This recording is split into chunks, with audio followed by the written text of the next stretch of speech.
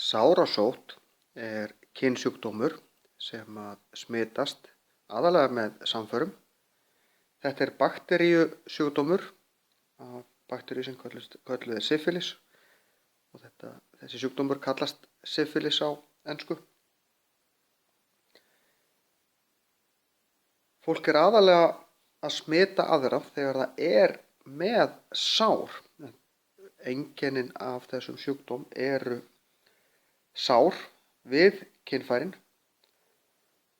og þau geta komið fram 10 dögum til 10 vikum eftir að fólk smitast.